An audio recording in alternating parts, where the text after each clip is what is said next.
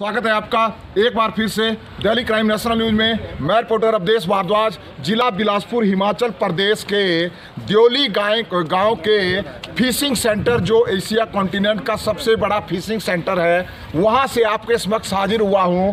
आप ये जो पीछे देख रहे हैं, आज ये जन समूह, मैं दर्शकों को बताना चाहता हूं, आपको विदित होगा कि 28 दिसंबर 1885 को भारतीय राष्ट्रीय कांग्रेस की स्थापना एक रिटायर्ड अंग्रेज अधिकारी ने की थी और उसका जो अध्यक्ष थे वो, हालांकि ये अंग्रेज ने इसकी स्थापना की थी पर इंडियन को ही इसका अध्यक्ष बनाया गया था।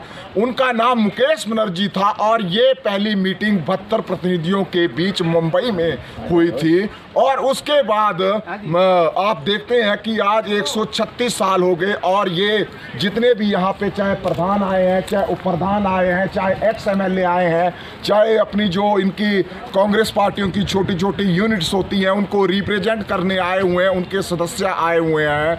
आज ये अपना राष्ट्रीय कांग्रेस स्थापना दिवस यहाँ पे बना रहे हैं और अभी हमारे साथ जुड़े हैं हमारे जाने माने सदर विधानसभा के एक्स MLA तिलकराज शर्मा जी, जो तकरीबन 20 वर्ष पहले सत्ता में आए थे।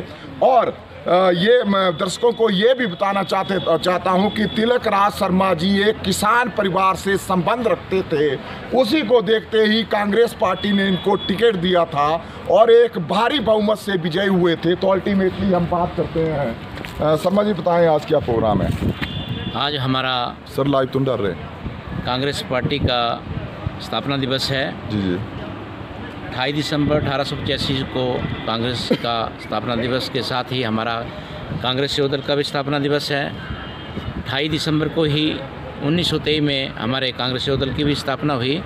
इसको मनाने के लिए हमारे कांग्रेस सेवा दल के सभी कार्यकर्ता, पदाधिकारी और हमारे कांग्रेस पार्टी के अन्य पदाधिकारी जो जिला लेवल के हैं, ब्लॉक लेवल के हैं और हमारे पंचायतों के प्रधान, युवा कांग्रेस के साथी और नौजवान जो भी हमारे कार्यकर्ता हैं, वो आज यहाँ दिल्ली रेस्ट हाउस में यहाँ एकत्रित हुए हैं। तो बड़े हर्ष का विषय है कि जिस कांग्रेस ने इस देश की सेवा की और जिसमें स्वर्गीय इंदिरा गांधी जैसी हमारी प्रधानमंत्री रही कांग्रेस की, पंडित जवाहरलाल नेहरू जैसे हमारे इस देश के प्रथम प्रधानमंत्री रहे, उन्होंने इस कांग्रेस को आगे बढ़ाया।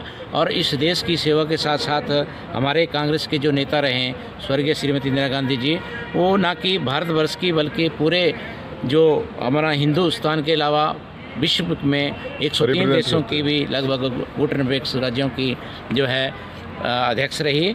तो इस तरह से हमारे राजीव गांधी जी प्रधानमंत्री रहे, एक डायनेमिक लीडर रहे।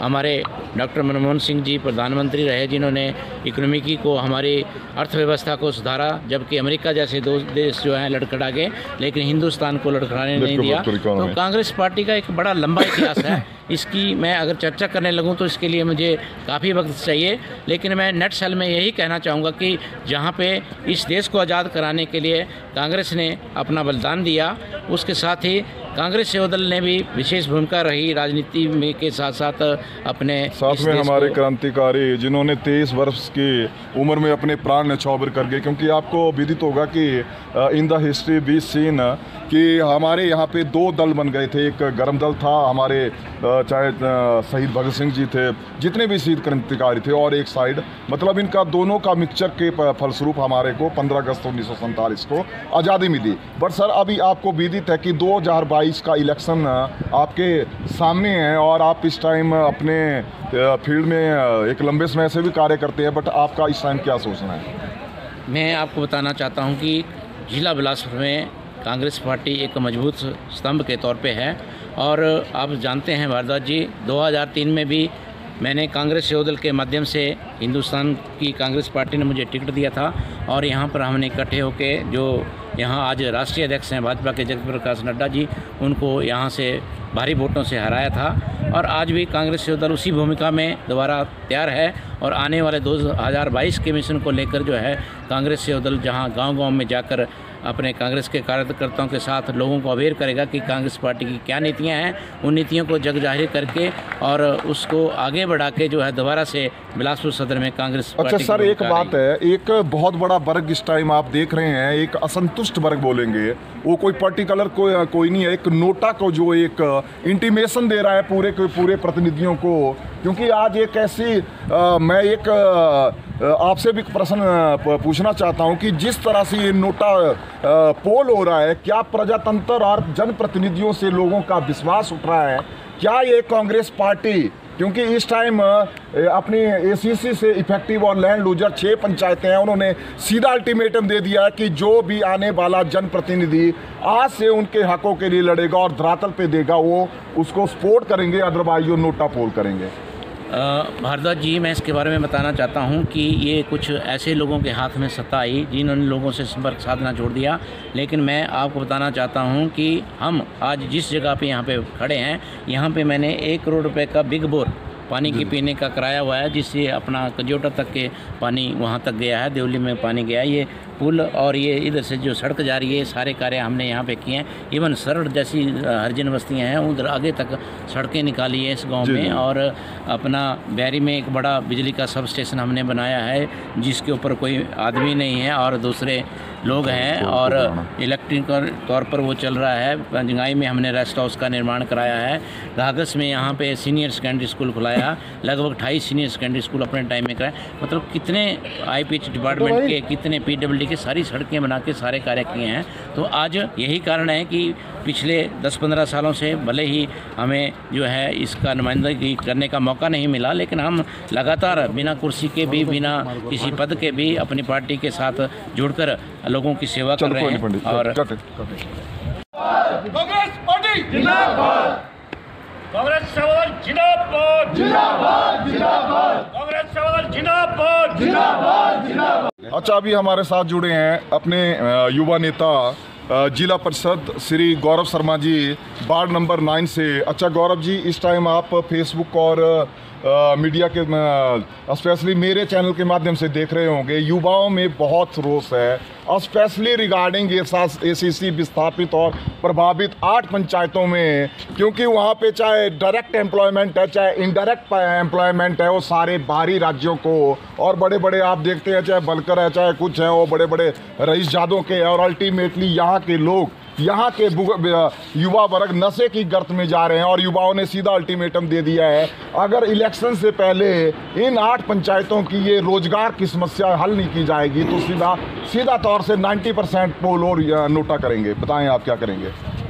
देखिए, अच्छा एक सवाल आपने पूछा है। ये समस्या जो है ये मात्र 8 पंचायतों की नहीं है, बल्कि देखा जाए तो संपूर्ण भारत की है, संपूर्ण हिमाचल की है। अब अपने नहीं, पर अगर उन युवाओं की रोटी कोई और ले जा रहा है तो हमने टेंडर थोड़ी लिया हुआ है पूरे, उन्होंने अपने हिमाचल और हिंदुस्तान का। अपने कार्यक्षेत्र की बात करें अगर, जी जी, जिसमें आप और हम इकट्ठे ही हैं बिलासपुर की, तो इसमें ये चीज़ें हो रही हैं। जैसे फोरेन आया, उसमें बाहरी आदमियों को कार्य मिला, एम्स आया, उसमें बाहरी आदमियों को कार्य मिला।